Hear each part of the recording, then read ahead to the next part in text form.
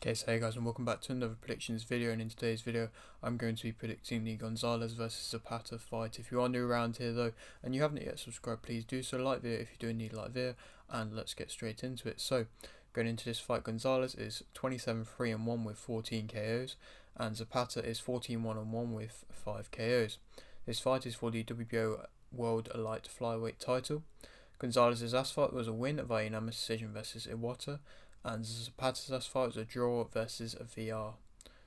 Gonzalez is 32 and Zapata is 29. They are both southpaws. Gonzalez is 5'2" and Zapata is 5'5". This is in Zapata's home country of Nicaragua.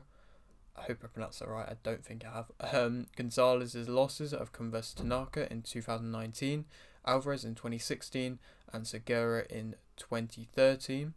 Zapata's loss came via disqualification in round 2 versus Santiago in 2022. And just to speak more about what I've just said there, of course, this being for a world title, from what I believe, Zapata is coming in on quite short notice. Well, a few weeks short notice because of this fight. Seemingly supposedly supposed to be Gonzalez versus Benavidez, but it wasn't, and now we've got this. And so it's not the worst replacement, because I think Zapata's had fights in the past where he's been close to fighting for world titles, but it's not like an amazing opponent really, and I don't really think this is the fight that everybody really wants to see, but it's the fight that we've got. And so I suppose at the end of the day, at least we're seeing both fighters fight, because it's been a little while since Gonzalez has fought, and so this is kind of like to an extent, it's like a get back fight, a fight to get him back going again after coming back off a little bit of an illness, I believe it was. So it's good to see him back. His last fight, when he did last fight, which was I believe November last year, it wasn't the best of performances. People were saying which he could have lost it, and he maybe should have lost it on points, but of course he didn't. And either way, it was still a win against a tough fighter in their home country. So you got to respect him for going and doing that. And again, here he's going to somebody else's kind of home country, so you got to respect that. Zapata's last fight, yeah, again, not really a great fight either, as well as his loss being the fight before that.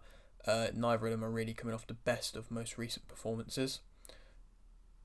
Gonzalez, losses wise, I mean, the loss to Tanaka is fair enough, like he's a great fighter, and the other kind of losses, I believe also against Tanaka as well, it was going up in weight, and in flyweight it was just kind of too small of a man, and he just was struggling against the bigger guys.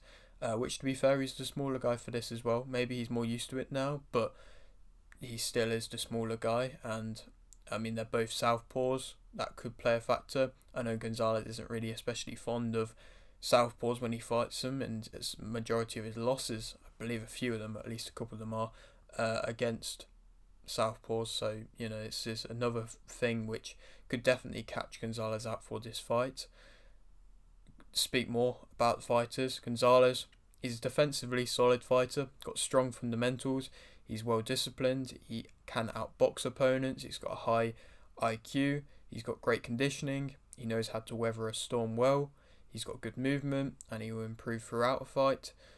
When he's fought on big cards before, he may not have shown really entertaining boxing or anything like that, but he's puts on a good display and knows how to win, and like I said, defensively solid and disciplined in his movements as well. The fact that he can just fight a whole fight, possibly even on the back foot, or just being able to control the fight without actually having to do too much offensive wise, it's difficult. It's a hard act to be able to do, because like I said, mentally you don't really want to be going into a fight and not being the more aggressive fighter, but you got to respect him for doing that. And that's how he wins. He outboxes. Like I said, it might not be the most entertaining, but it's how you do it, and it means you can win without taking too much damage, and kind of prolong your career to an even longer point, which is of course what every fighter realistically should be wanting to do. Negatives about him: he's not overly offensive like I mentioned, and so there's not really too much of a way of an attack, and it means that he has to kind of make his shots be effective and be efficient. He may be overlooking Zapata here. Of course, he's coming in on a little bit of short notice, and so you may be overlooking him here and maybe looking towards a Taraji fight, which was similarly going to be made before Gonzalez got a bit of an illness, and so that's something which he may be overlooking here. He's, in my opinion, like I said, not coming off the best of performances. He's been out for a while as well. He's struggled in the past against bigger guys that are southpaws, like I mentioned, and so that's kind of two things that what Zapata's got over him here, and they're quite two big things to have over an opponent, and so that could definitely play a pretty big factor for this.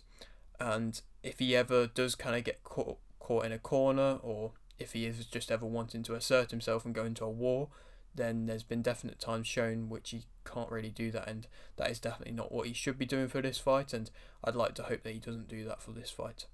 Zapata's kind of things about him as a fighter, he can be quite a fast starter. I feel like for this fight he's going to want to come in fast, come in aggressive, put the pressure on, possibly let his hands go, which a bit more than what he has done in previous fights, and really try and push it, because like I said, he's the underdog, he's at home as well, and this is his world title shot. Might not get another chance at this, so I feel like he's going to want to make a statement. If he's going to, I don't know. I don't feel like that's overly him as a fighter. He's got a high guard normally. He's got a good jab. He's got a mid-range kind of style. He changes levels quite well and picks his shots relatively well, but it's nothing, in my opinion, crazy what I've seen from him. And as of recent, like I said, he's not had the best performances, and that's coming off a step up in opponents from more recent fights, stepping up into 10-round fights. It's just not really shown that he's been able to kind of deliver so far from that. Negatives about him, I mean, in my opinion, I don't really think he's deserving this title shot. Like I said, coming off two poor performances and not getting, a draw and a loss in his past two fights, doesn't really deserve a title shot against much lesser opponents. Like I said, this is such a big step up for him as well. How's he going to be able to deal with that? He can overswing as well. He struggles against speed a bit. He can get outworked. He's got a lack of momentum for him. He's got less experience. He will commit to feints as well, and he can just kind of be moved around the ring.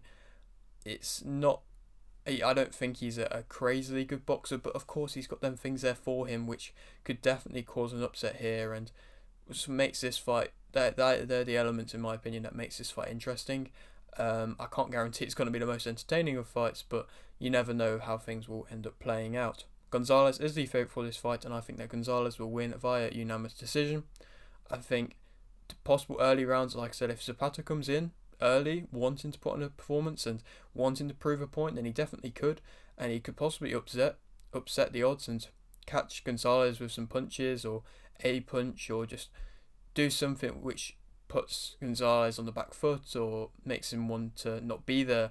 But then I think throughout, Gonzalez will regain control and be able to outwork him, outbox him, outmove him, and just kind of pop out the occasional couple shots, and that's all he has to do, in my opinion, to be able to get the victory. Then where would he go on to next? Hopefully the Taraji fight. You never really know. I don't know if it would be next. I'm not entirely sure. Of course, he's the WBC and WBA champion.